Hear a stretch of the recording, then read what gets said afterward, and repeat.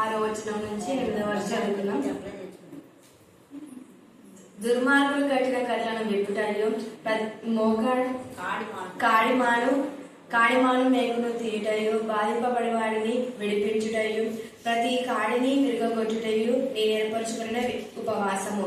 నీ ఆహారము ఆకలిగొన్న వారికి పెట్టుటయు, నీ రక్త సంబంధికి ముఖము తిప్పగొట్టుటయు, దిక్కుమాలిన బీదలను నీ ఇంట చేర్చుకున్నటయు, వస్త్రహీనులను నీకు కనబడినప్పుడు వారికి వస్త్రం ఇచ్చుటయు, ఇదే కదా నాకు ఇష్టమైన ఉపవాసము. అలాగూ నీవు చేసిన ఎడల నీ వెలుగు వేకువ చుక్క వలె ఉండును. స్వస్థత నీకు శీఘ్రముగా కలుగును. నీ నీతి నీ ముందర నడుచును. యెహోవా మహిమ నీ సైన్యపు వెనుకటి భాగమున కావలి కాయను. హెబ్రీలకు రాసిన పత్రిక 11వ అధ్యాయము 1వ వచనము. విశ్వాసం అన్నది నిరీక్షింపబడే వాటి యొక్క నిజ స్వరూపము అదృశ్యమైనకు రుజునై ఉన్నది. Hebrews chapter 11 verse 1. Now the assurance of things is hoped, but the conviction of things are not seen. కీర్తన గ్రంథము 119వ అధ్యాయము 136వ వచనము. జనులు నీ ధర్మశాస్త్రము అనుసరించకపోయినందున నా కన్నీరు ఏరులే పారుచున్నది.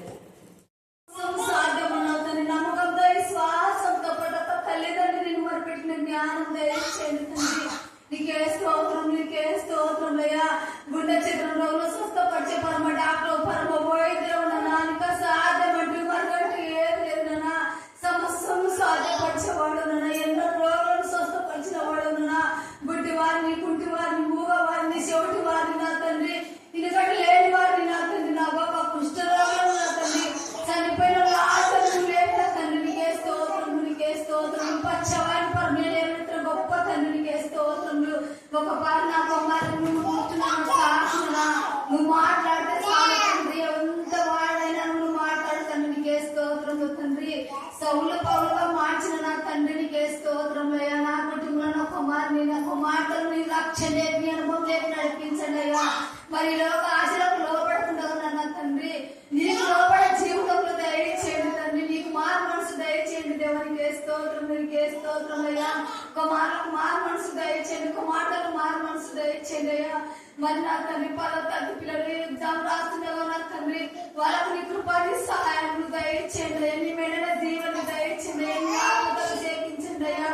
మరి నా తండ్రి బిడ్డల జ్ఞానాన్ని, జ్ఞాపశక్తిని దయచేయండి తండ్రి. టీచర్లతో మాట్లాడండి తండ్రి. ప్రతి ఒక్కటి ఎగ్జామ్ రాస్తుండగా నీ కాపుదల, నీ భద్రత దయచేయండి తండ్రి. ప్రతి ఒక్క బిడ్డకు నా తండ్రి విజయం ఇస్తున్నావు, నీకు వందనాలు. విజయం ఇచ్చినావు ఎవరికి వందనాలు. స్తోత్రం అయ్యా. మరి నా తండ్రి ఇంటర్ వాళ్ళైతే నేను తండ్రి, డిగ్రీ వాళ్ళైతే ఉన్నారు తండ్రి. నా ప్రభా ఎంతమంది ఎగ్జామ్ రాస్తున్నారో తండ్రి, వాళ్ళ ఎగ్జామ్ లో నా తండ్రి ఉన్నాడని మరి నిగలబెట్ట కలిగి, నిబ్రం కలిగి నా తండ్రి, ఎలాంటి శోధనే పడకుండా నా తండ్రి జ్ఞాపక శక్తిని దయచేసి నా తండ్రి, నా ప్రభు పిల్లలను ఉండి మాట్లాడి మహిమ పొందుకోండి తండ్రి. నీకే స్తోత్రములు. ప్రతి ఒక్క బిడ్డకి విజయం ఇచ్చినావు దేవునికి వందనాలయ్యా. ఈ కాలం నా పీఠంలో చేసిన ప్రతి పాటలు ధూపములని సన్నిధికి చేర్చుకుంటూ నడిపించిన నీకే స్తోత్రము.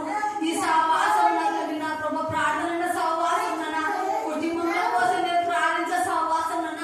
మరి ఎంతమంది బిడ్డలైతే నా తండ్రి, నా ప్రభు నశించుతున్నారు, ఆత్మలో ప్రార్థించే సహవాసం తండ్రి. నీకే స్తోత్రం అయ్యా. అక్క ధర ఎన్నో తండ్రి మహిళ లోతులు మేము తెలుసుకొని నా తండ్రి, మా జీవితాలు ఎలా జీవించాలని మాకు జ్ఞానం దయచేయండి తండ్రి. నీకే స్తోత్రం తండ్రి. మరి గర్భిణీ కొరకు ప్రార్థిస్తున్నాం తండ్రి.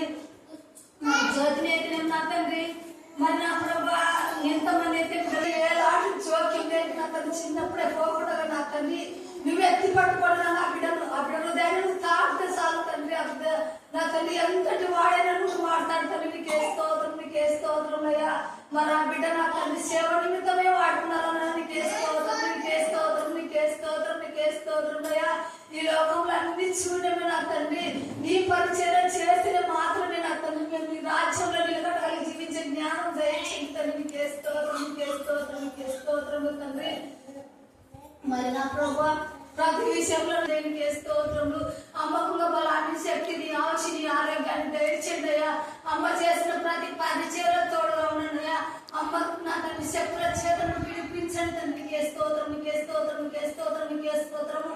నీకు ఈ విరోధమైన ఏ ఆదాయం వడ్డీలను చెల్లించినవయ్యా.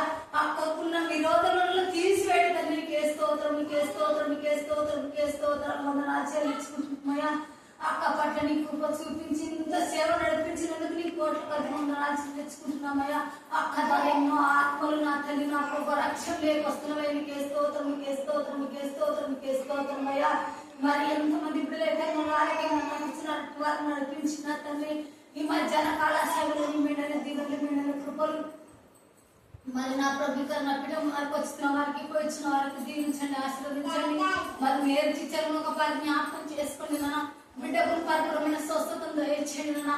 మరి నా ప్రభు రక్తగల స్త్రీ నీ సెంగు ముట్టుకొని స్వస్థత కలిగి మీరు చిచ్చలు కోల్పోయినదే కుటుంబంలో నా తండ్రి ఆదరణ కట్టగా ఉన్నట్టు కుటుంబంలో తండ్రి నీకే స్తోత్రం, నీకే స్తోత్రం, నీకే స్తోత్రం, నీకే స్తోత్రం చెల్లించుకుంటున్నామయ్యా.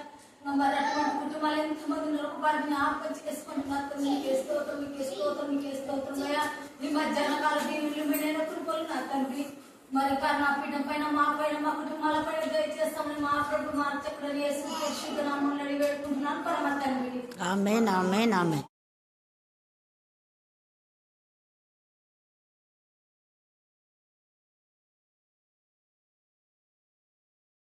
జీవ మరణములు 4వ వశము, దాని యందు ప్రీతి పడువారు దాని ఫలం తిందురు. దేవుడి వాక్యాన్ని దీవించుగాక. సర్వ సృష్టికర్త సకల ఆశీర్వాదములకు పాల్గొంటున్న దేవుడు ప్రతి ప్రార్థనకు మీరు జవాబిస్తున్నారు. ఇంతవరకు పాడని వాళ్ళతో పాడిస్తున్నారు. ప్రార్థన చేయని బిడ్డలు చక్కగా ప్రార్థన చేస్తున్నారు. మహిళని దేవ నా ప్రభా మీ ఆత్మతో శక్తితో మీరు తాకిన విధానం బట్టి అలాగే శీలను మీ ఆత్మతో శక్తితో తాకిన విధానం బట్టి మేము స్తుతిస్తున్నాం. ఎంతవరకు వాక్యం చెప్పని ధైర్యం చెప్పగలిగింది. ఇప్పుడు అన్నమని మీరు రివైవల్ చేస్తున్నారు. మొదటిగా నీ బిడ్డ నిలబడిపోతుంది. ప్రభా మీ జ్ఞానాత్మత నింపుతున్నారో మీకు వందనాలు చేస్తున్నాం. నోటి ఫలము ద్వారా అనేక ఆశీర్వాదాలు మీరు మాకు ఇస్తారు. మా నోటితో నా ప్రభావం మేము దేవుడు మాకు మేలు చేస్తాడు అంటే మాకు మేలు చేస్తారు. దేవుడు ఏం చేశాడు అంటే ఏం చేయడు. ప్రభా అపనమ్మకం అవిశ్వాసం ఏ సమయం గమనించమని ప్రార్థిస్తున్నాను. మేము విశ్వాసంతో పలకడానికి మాకు నేర్పించండి. మా దగ్గర ఉన్నవని చెప్పడానికి ఉన్నవి లేవని చెప్పినప్పుడు లేకుండానే పోతాయి. ప్రభా సత్యం చెప్పి నా ప్రభా నా తండ్రి మేము సత్యము ద్వారా సర్వ సత్యంలోకి నడిపించబడి అనేక మేలులు పొందుకోవడానికి మీకు కృపాసహాయం దయచేయాలా. యథార్థంగా ఉండుటయే నోటి ఫలము అని మీరు సెలవించేందుకు మేము స్తుతిస్తున్నాం. ప్రత్యేకంగా ఈ రోజు నా ప్రభా హింసి మనకు దీవించి పూర్ణ ఆరోగ్యం దయచేసి డిశ్చార్జ్ అయినందుకు మీకు ఎంత స్తుతించాము కూడా తక్కువే ప్రభా. స్తోత్రం. అలాగే ప్రశాంతి కూడా డిశ్చార్జ్ అయిందని విన్నాము. అందుకు మీకు వందనాలు స్తోత్రం చెల్లించుకుంటున్నాం. దైవాలకు ఇచ్చిన పాపని బట్టి కూడా నేను స్తుతిస్తున్నాం. ముఖ్యంగా బిడ్డలు నా ప్రభా 7 గంటలకే ఎంత ఇదిగా నా ప్రభా నా తల్లి ఆసక్తితో వస్తున్నట్టు మహిని బట్టి నా తల్లి మరి మిగతా వైష్ణవుని బట్టి నా ప్రభా నా తల్లి సూర్యుని బట్టి ప్రత్యేకంగా మీకు వందనాలు చెల్లిస్తూ అప్పుడే మీ ఆత్మతో శక్తితో మీరు నింపి ఇప్పుడు నడిపించడానికి వసంతం బట్టి మేము స్తుతిస్తూ యేసు నామమున ప్రార్థిస్తున్నాం తండ్రి. ఆమేన్, ఆమేన్, ఆమేన్. అయ్యా మేఘార్హుడై పరమునకు వెళ్ళుట. యేసయ్యా మేఘార్హుడై పరమునకు వెళ్ళుట. ఇక్కడ ఎందుకు ఈ మాట ప్రత్యేకంగా రాస్తున్నారంటే ఆయన మేఘము వచ్చి ఆయన కొనిపోయిందంట. ఎవరు కొనిపోయినారు? మేఘం వచ్చి కొనిపోయింది. మేఘం వచ్చి కొనిపోయింది. మరి మేఘం వచ్చి కొనిపోయిందంటే మేఘములు దేవుడు ఇక్కడ ఏ విధానంలో వాడుకున్నాడు? మేఘం కూడా ఒక దూత. అర్థమైనా? మేఘం కూడా దూత లేదా సేవకుడు.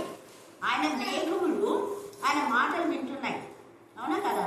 పోయి ఏసైని తీసుకురాబ్బా అన్నాడు దేవుడు. వెంటనే తీసుకొచ్చి మేఘములలో ఇంకా పొడిపోబడిన వాడు ఎవరు? ఏలియా. Very good. ఇక్కడ మనం చూస్తే ఎలీషా కాదు, ఏలియా. 2వ రాజుల్లో మనకు తేలిగా ఆ మాట రాయబడింది. 2వ రాజులు 2వ అధ్యాయం 19 నుంచి చదవండి. కొన్ని వచ్చినారు 9 నుంచి 12. 2వ రాజు. వారు దాటిపోయిన తరువాత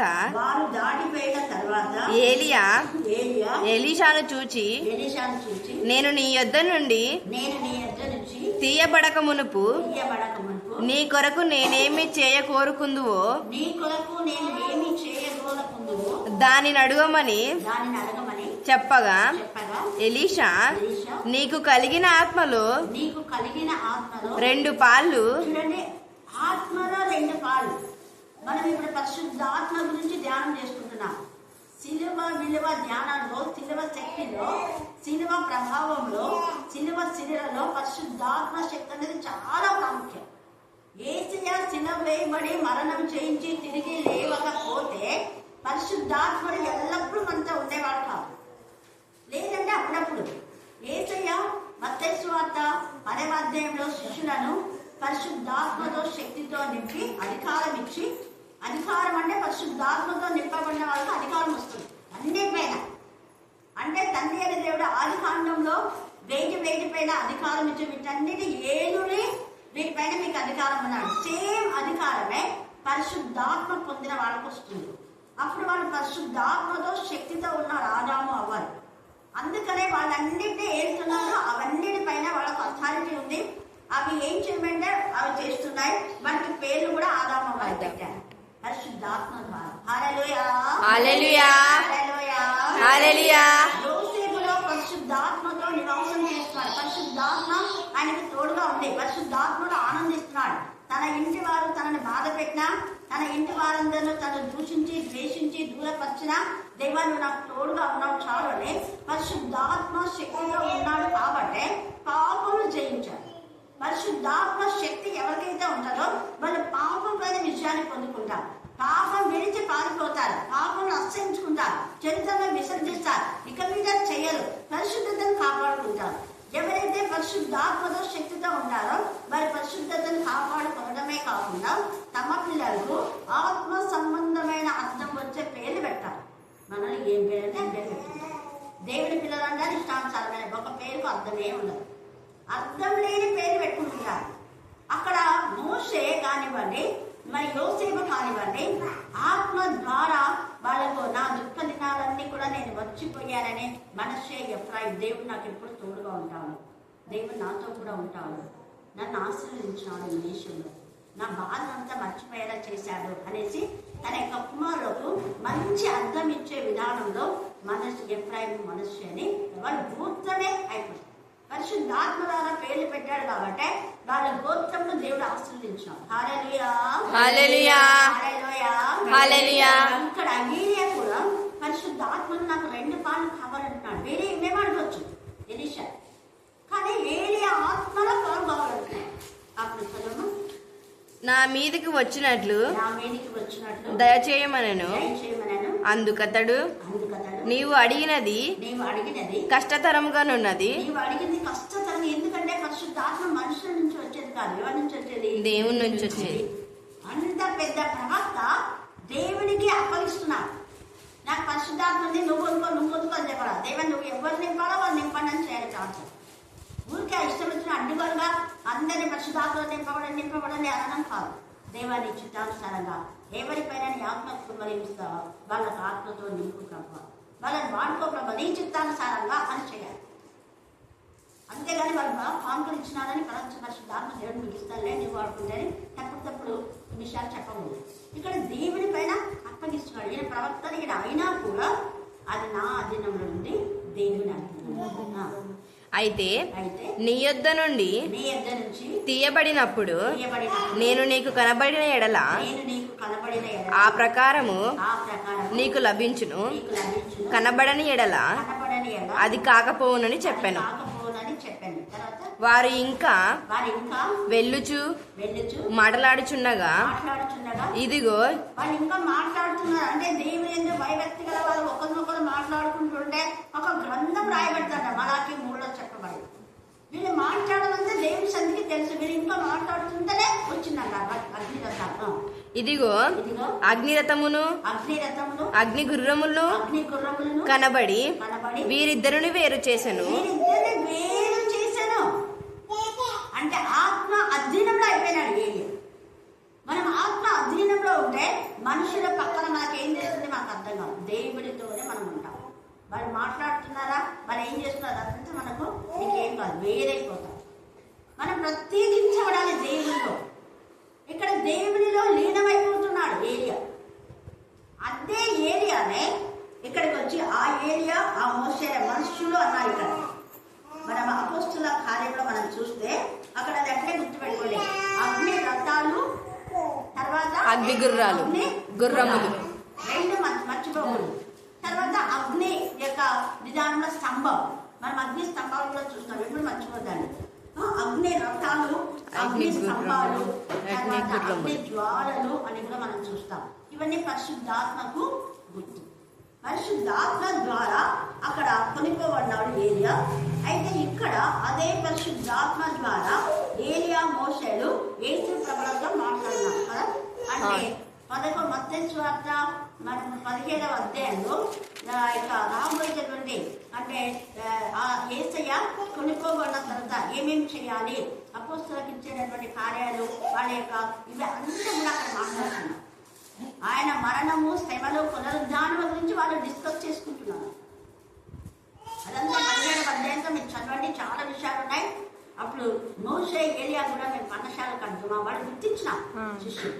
నీకు ఇష్టమైతే ఇక్కడ నీకు ఒకటియు, మోషేకు ఒకటియు, ఏలియాకు ఒకటియు 3 పర్ణశాలలు కట్టుదమని యేసుతో చెప్పాడు. మనుష్య రూపంలోనే ఉన్నారు వాళ్ళు.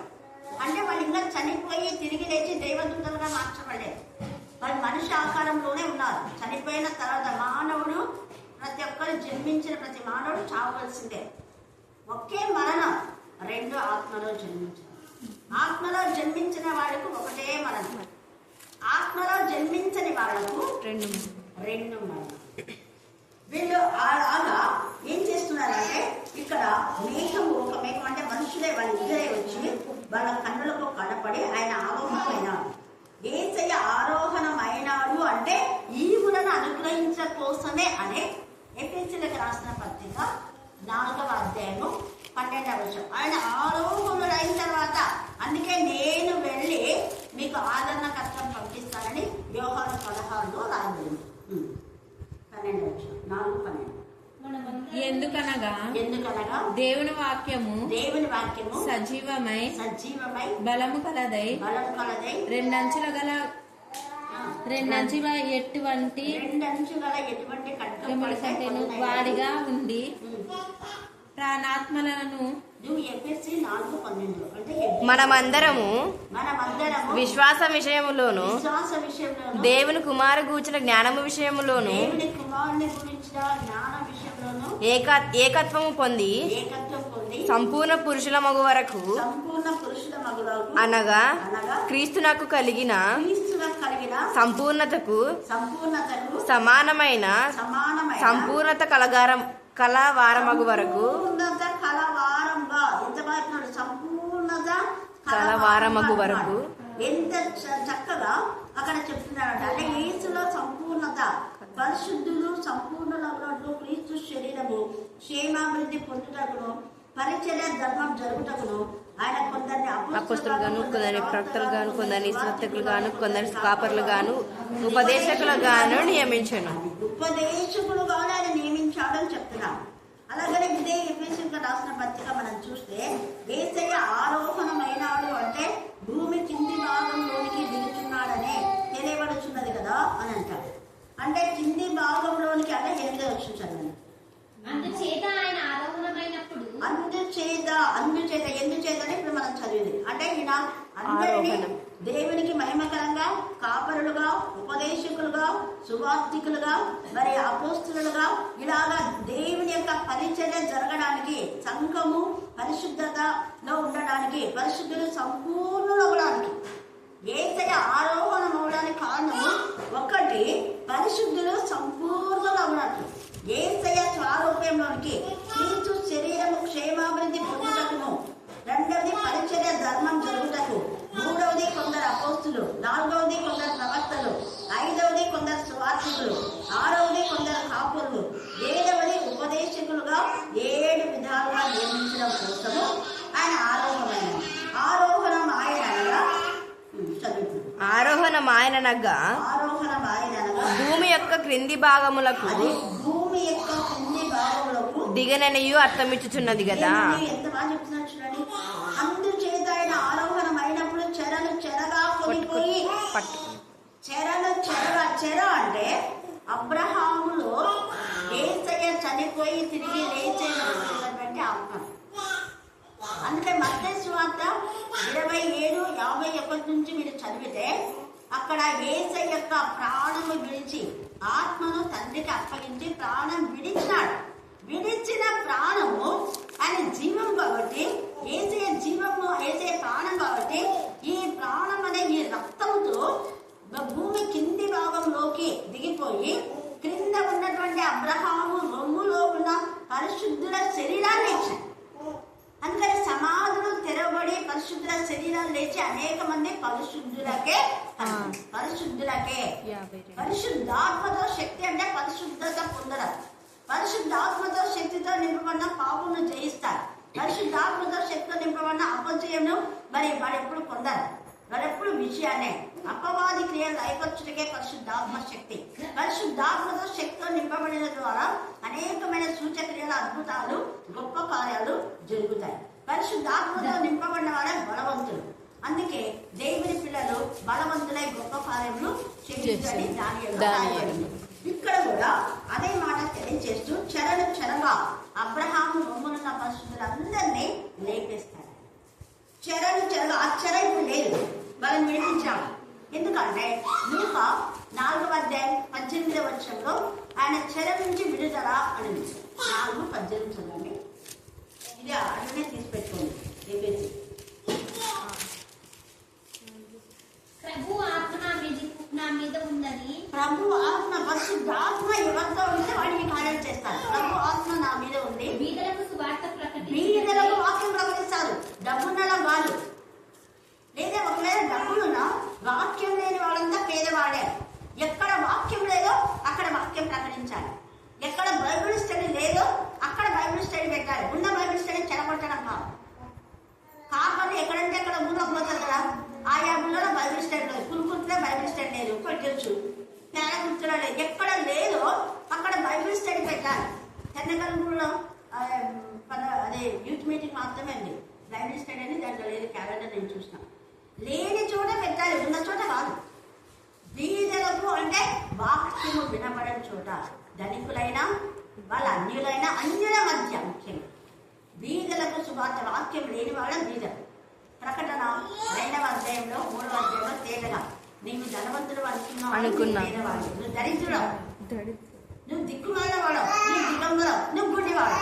4 విషయాలు ఉంది. వాక్యము లేని వాళ్ళు, ఆత్మతో నింపబడని వాళ్ళు, దిగంబరులు, గుడ్డివారు, దరిద్రులు, తర్వాత ఏమి కూడా లేనటువంటి వాడు. చూసారు, ధనవంతులను మీరు చెప్పుకున్నారు తప్పని. అందుకని ఇక్కడ బీదలకు సువార్త ప్రకటించినకు చెరలో ఉన్న వారికి విడుదల ప్రకటించుటకు, ఆయన గుడ్డి వారికి చూపును కలుగునని ప్రకటించుటకును, కలిగిన వారిని విడిపించుటకును, నలిగిపోయిన వారిని పరిశుద్ధాత్మతో ఉంటే నువ్వు నలిగిపోయిన వారిని విడిపిస్తావు. నలిగిన వారంటే అపవాది ద్వారా నలగవాడు. ఉదాహరణ కృష్ణవేడ అనుకోండి, ఇంకా చాలా మంది ఇక్కడంతా దురాత్మలు చాలా ఉన్నాయి. వాటిని విడిపించేవాళ్ళు మళ్ళీ దురాత్మలు పడితే కొంతమంది. అంటే ఒకప్పుడు బాబు ప్రాంతంకి వచ్చారు, రాకుండా దురాత్మలు వెళ్ళేవాళ్ళు. నలిగిన వాళ్ళు ఒకప్పుడు ఏడ్చి మా ఇంట్లో అది ఇది అని చెప్పి ఆత్మని కూడా మళ్ళీ దురాత్మలు వచ్చారు. నలిగిన వారిని అపవాది నలగొట్టి వంగిపోయినట్టుగా చేస్తున్నాడు. లూకా 13లో అపవాది చేత ఆమె పీడించబడింది, అపవాది చేత బంధింపబడింది. చాలా బంధింపబడిన ఆమెను యేసయ్య విడుదల ప్రకటించాడు. వంగిపోయిన నడుము అంటే రోగాలు అపవాది ద్వారా వస్తాయి, గుర్తుపెట్టుకోండి. అపవాది ద్వారా యోగుకు కుష్ఠరోగం వచ్చింది. అపవాది ద్వారా వంగిపోయిన నడవానికి వచ్చింది. అపవాది ద్వారా మరి కొంతమందికి సంఖ్యల చేత బంధింపబడతారు. అందుకే నలిగిన వారికి విడిపించేదే పరిశుద్ధాత్మ శక్తి. ప్రభువు హితవత్సరము ప్రకటించుటకు, హితవత్సరం అంటే ఆయన రాబోతున్నాడు, ఆయన గురించి సిద్ధపడండి అని ప్రకటించుటకును, దుఃఖాపరాంతులందరికీ బోధార్చుటకును, దుఃఖించే వారికి ఉల్లాస వస్త్రమును, బూడిదకు ప్రతిగా పూదనయు, దుఃఖములకు ప్రతిగా ఆనందదయం ఇచ్చుటకే వారికి చెప్పడానికి ఆయన వచ్చారు. ఇది పరిశుద్ధ. ఇప్పుడు ఎలీషాకు 200 ఆత్మ అంటే ఇప్పుడే గ్రహించాడు. ఆ ఇవ్వడం ద్వారా సారెపొద్దు విధవరాలి యొక్క నైజ జీవితాన్ని బాగు చేసినారా? మనం చూస్తే 2వ రాజుల్లో వాళ్ళు కూడా బాధతో ఉన్నారు, కొడుకు లేకున్నా అడిగిపోయినారు, వాళ్ళకి కొడుకులు ఇచ్చినాం. ఎన్ని అద్భుతాలు! అలాగా అనేకులకు ఆశ్చర్యాలు, 14 అద్భుతాలు చేశాడు ఎలీషా. ఏలియా 7 అద్భుతాలు చేస్తే దేవుడు 200 ఆత్మతో నింపి ఎలీషాను 14 చేశాడు. అదే చూశాడు. 200 ఆత్మ నాలో లేదు, దేవుడే నీకు ఇస్తారు ఇచ్చాడు. నేను కొనుక్కోవన్నప్పుడు అంటే ఆయన కొనుక్కోవన్నప్పుడు దుప్పటి పడింది, దుప్పటి కంటాను. హల్లెలూయా. అంటే మన వస్త్రాలకు కూడా శక్తి ఉంటుంది. అందుకనే యేసే వస్త్రాలు తాకడం ద్వారా రక్తస్రావ రోగం ఏమైపోయింది, నయమైపోయింది. పేతురు నడుస్తుంటే ఆయన వస్త్రాల నుంచి బయటికి నీడ, అంటే వస్త్రాలతో సహా నీడ పడుతుంది కదా, మరి ఆయన యొక్క నీడలో పరిశుద్ధాత్మ శక్తి విడుదలై రోగులకు అంతా స్వస్థత. అంటే పేతురు పరిశుద్ధాత్మతో శక్తితో నింపబడకపోతే నీడ పడితే స్వస్థతలు రావు, ప్రార్థన చేస్తే స్వస్థతలు రావు. ప్రార్థన చేసినప్పుడు స్వస్థతలు జరుగుతున్నాయంటే అది పరిశుద్ధాత్మ కార్యమే కానీ మన భక్తి, మన శక్తి, మన ప్రార్థన కాదు. ఇది గుర్తుపెట్టుకోవాలి. దేవుడు అనేక విషయాలుగా బయటకు వస్తారు. కొన్ని రత్నకు పుట్టబోయే పాప ముందే మీకు చెప్పారు. మా నాన్న అక్కడ చైర్లో కూర్చున్నాడు, నాన్న నన్ను పిలిచి పాపను తీసుకుంటే అది నా పాప కాదు, రత్న పాప నేను చెప్పినాను. ఆ పిల్ల తెల్లగుండి లాగుంది, జుట్టు బాగుంది.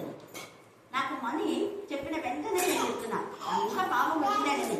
వెంటనే తెల్లగుందా అంటే ఉందాక, జుట్టు బాగుందంటే ఉందాక, 3 కేజీలు వచ్చా అంటే ఉంటుందక్క, నియర్ 3 కేజీలు.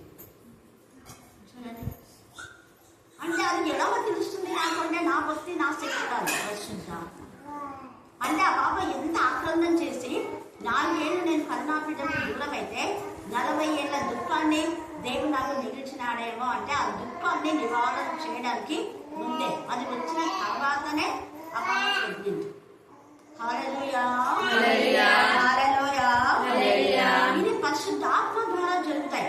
అందుకని యేసయ్య ఎప్పుడైతే పైకి వెళ్ళాడో, పైకి వెళ్ళడం ద్వారా ఆరోగ్యమైనటువంటి యేసయ్య ఇక్కడ వీళ్ళందరికీ కూడా ఈవులను ఇస్తున్నాడు అనమాట. అదే అక్కడ చెరగా పట్టుకొని పోయి మనుషులకు ఏమిస్తున్నాట, ఈవులను అనుగ్రహించనని చెప్పబడి ఉన్నది. ఆరోహం ఆయనగా ఆయన భూమి యొక్క క్రింది భాగంలోకి దిగనని అర్థం ఇచ్చుచున్నది కదా. దిగినవాడు తానే సమస్తమును నింపునట్లు ఆకాశ మండలములన్నిటికంటే మరి పైకి ఆరోహణమైన వాడునై ఉన్నాడు. మేఘము ఏరియానక్కడ అగ్ని రకాలు కొనిపోయింది. తర్వాత ఇశ్రాయేలీయులకు పరిశుద్ధాత్ముడు ఎప్పుడు ఉన్నాడు అనడానికి 40 సంవత్సరాలు రాత్రి మగళ్ళు పరిశుద్ధాత్మ పగలు మేఘస్తంభంలో, రాత్రి అగ్నిస్తంభం. మేఘమే ఒక స్తంభంగా ఉంది. ఆ మేఘము వెలుగులో వాళ్ళు నడిచారు. మేఘం మనం కాపాడింది. ఆ మేఘము చీకటి క్రియలు రాకుండా కాపాడింది. విష పురుగుల నుంచి మేఘం కాపాడింది. మన పరిశుద్ధాత్మ శక్తి మన ఇంటికి మరి కాపలాగా ఉంటే, మన చుట్టూ పరిశుద్ధాత్మ అభిప్రాయాలు ఉంటే అపవాది క్రియలు ఏమేమిటాయి. అంత పెద్ద నాక 3 మీటర్లు అంత లావున్నది, ఎంత ఇదిగా తెలుసా చంపి పడేస్తుంది. జంతువులలో దేవుని శక్తిని ఇస్తారు. గాడిదకు దేవుని శక్తి, అది ఆత్మనే మాట్లాడుతుంది కదా. గాడిద ఏమైంది మాట్లాడు. గాడిద ఎముకలో దేవుని ఆత్మ కార్యం జరిగింది. గాడిద దవడ ఎముకతో 1000 మంది చంపేశారు. యేసు యొక్క పరిశుద్ధాత్మ గులక రాయిని తాకింది. అందుకే గులక రాయితో ఒకే ఒక్క రాయితో అంత పెద్ద గొలియాతును చంపేశారు. పరిశుద్ధాత్మ కాదు, ఏమైనా చేయగలరు. రాళ్ళు కేకలు వేస్తాయి. రాళ్ళలో పరిశుద్ధాత్మ శక్తి ఉంది కాబట్టి కేకలు వేస్తాయి. స్తంభాలు కేకలు వేస్తాయి. నగరుని చక్ర 3 స్తంభాలు అంటే ఆత్మతో నింపబడిన బిడ్డలు. ఇలా స్తంభాలాగా, అగ్ని స్తంభాలాగా, మేఘ స్తంభాలాగా దేవుని సన్నిధిలో పరిచర్య చేసేవారుగా ఉన్నారు, నడిపించేవారుగా. ఈ అగ్ని స్తంభం, మేఘ స్తంభం ఇశ్రాయేలు 40 సంవత్సరాలు ఎలాగ నడిపించిందో, దేవుని పిల్లలు సంఘములకు సాక్షులుగా, సంఘములకు ప్రతినిధులుగా. అందుకే మనం ఇక్కడికి రండి అపోస్తల కార్యంలో. అందుకే వాళ్ళు సాక్షులు, భూదిగంతముల వరకు సాక్షి. మనం కనీసం మన రాష్ట్రంలో, మన పట్టణంలో, మన దేశంలో మన సాక్షులుగా ఉండాలి అంటే యేసయ్య ఆత్మశక్తితో మనం నింపబడాలి. పరిశుద్ధ ఆత్మశక్తితో మనం నింపబడాలి. ఇక్కడ యేసయ్య వెళ్ళని విషయాన్ని ఆ ఇద్దరు సాక్షులు ఇస్తూ ఉన్నారు. మీరెందుకు నిలిచి ఆకాశం వైపు చూస్తున్నారు? మీ ఎద్ద నుండి పరమునకు చేర్చుకొనబడిన ఈ యేసే ఏ రీతిగా పరమునకు వెళ్ళడం మీరు చూతురో ఆ రీతిగానే ఆయన తిరిగి వచ్చి ఆయన వచ్చినప్పుడు ప్రతి ఒక్క నేతం చూస్తాడు. ఆయన పొలిచిన వారు కూడా చూస్తాడు. ఎంత బాగుంది. ఇక్కడ ప్రకటన 1వ అధ్యాయం 8వ వచనం చదవండి. మళ్ళీ ఈ అపోస్తల కార్యానికి అల్ఫయు ఒమేగయు నేనే, అల్ఫయు ఒమేగయు నేనే, వర్తమాన భూత భవిష్యత్ కాలంలో ఉండువాడను, వర్తమాన భూత భవిష్యత్ కాలములలో ఉండువాడను నేనే అని సర్వాధికారియు దేవునకు ప్రభువు సెలవిచ్చుచున్నాడు. దేవునకు ప్రభు సెలవిచ్చుచున్నాడు. మీ సహోదరుడను యేసును బట్టి కలిగిన శ్రమలోను, చూడండి, మీ సహోదరులను ఎంత బాగా చెప్తాడు. ఇక్కడ పైన మనం చూస్తే యోహాను ఆసియాలో ఉన్న 7 సంఘములకు శుభమని చెప్పి రాయినది వర్తమాన భూత భవిష్యత్ కాలంలో ఉన్న వారి నుండి ఆయన సింహాసనం ఎదుట ఉన్న 7 ఆత్మల నుండి. అంటే యేసయ్య తండ్రి చేతికి ఒక్క ఆత్మను అప్పగిస్తే దేవుడు 7 ఆత్మలు ఇచ్చాడు. ఈ 7 ఆత్మలు పూర్ణ ఆత్మను తయారు చేస్తుంది. మనమంతా ఆత్మలో జన్మించాలి. ఆత్మలో జన్మిస్తేనే మనం దేవుని పిల్లలు. ఆత్మలో జన్మించకపోతే, అందుకే ఒక్కసారి మరణించే వాళ్ళు 2 జన్మలు ఉంటాయి. ఆత్మ జన్మ, తల్లి గర్భం నుంచి. తల్లి గర్భం నుంచి జన్మించిన ప్రతి ఒక్కరు జన్మ పాపం నుంచి విడుదల పొందాలి అంటే ఆత్మలో జన్మించాలి. ఆత్మలో జన్మించిన వాళ్ళకు 7 ఆత్మ దేవుడు తన చిత్తానుసారంగా ఇస్తాడు. 7 ఆత్మల నుండి నమ్మకమైన సాక్షి, మృతుల నుండి ఆది సంభూతులుగా లేచిన వాళ్ళను, భూపతులకు అధిపతియులు ఆయన యేసుక్రీస్తు నుండి కృపా సమాధానము మీకు కలుగునుగాక. సమాధానం మనకు కలుగుగాక. కృపా సమాధానం కలుగు. మరో చదవండి 6వ వచనం. మనలను ప్రేమించుచు తన రక్తము వలన మన పాపముల నుండి విడిపించిన వారికి మహిమయు ప్రభావమును యుగ యుగములు కలుగును గాక. ఆమేన్. ఆయన మనలను తన తండ్రి యగు దేవునికి ఒక రాజ్యం ఒక్క రాజ్యం అండర్లైన్ చేసుకోండి. అక్కడ వాళ్ళు ఏమని చెప్పారంటే, ప్రభు అపోస్తల కార్యం 1లో మీరు మరలా ఇశ్రాయేలుకు రాజ్యం ఏర్పాటు చేస్తారా అన్నారు కదా. ఇప్పుడు ఒకే రాజ్యం, మన యూదులు లేదు, ఇశ్రాయేలు లేదు. ఒకే రాజ్యం, ఒక్క రాజ్యం, అందరినీ ఏకంగా. కొత్త నిబంధన విశ్వాసులను, పాత నిబంధన భక్తులను ఇద్దరిని ఏకం చేసి దేవునికి ఒక రాజ్యంగాను యాజకులను చేశారు. ఇదిగో ఆయన మేఘారుడై వచ్చుచున్నాడు. ఆయన మేఘారుడై కొనుక్కున్నాడు కదా అపోస్తల కార్యంలో.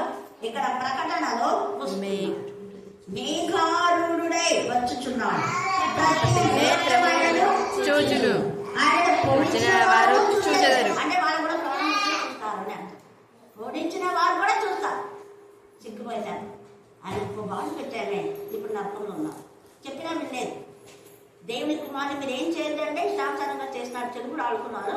అక్కడ నరకంలో వాళ్ళు చూస్తున్నారు. ఏడ్చుకుంటారు, చూస్తున్నారు. చూడండి, అందుకనే చూచును ఆయన పొలిచిన వారిని చూచారు. భూజనులందరూ ఆయన చూచి రొమ్ము కొట్టుకుందరు. అప్పుడు రొమ్ము కొట్టుకొని ఏడ్చినట్టు, ఇప్పుడు రొమ్ము కొట్టుకొని ఏడ్చి మన ఇంట్లో రక్షణ లేని వారికి రక్షణ కలుగు చేస్తే బాగుంటుంది. దేవుడు ఖచ్చితంగా మనకు లెక్క అడుగుతారు. వాళ్ళు చెప్తున్నారు, మీ ఇంట్లో వాళ్ళు ఎవరు దేవుడు చదివికి రాకపోయినా దేవుడు విడిచిపెట్టారు. కరుణాపీఠంలో నేను పొందుకొని ఎవరైతే వేరే పోతారో వాళ్ళకు ఎంత భయంకరమా అంటే నేను చెప్పలేదు, అంత భయంకరంగా ఉంటుంది. ఉదాహరణ రత్నం, మీ అయితే సాక్షిగా రత్ననే కాదు, ఇంకా కొంతమందికి ఎవరైతే వచ్చి మళ్ళీ వెనక్కిపోయినారో వాళ్ళకు భయంకరం నరకే.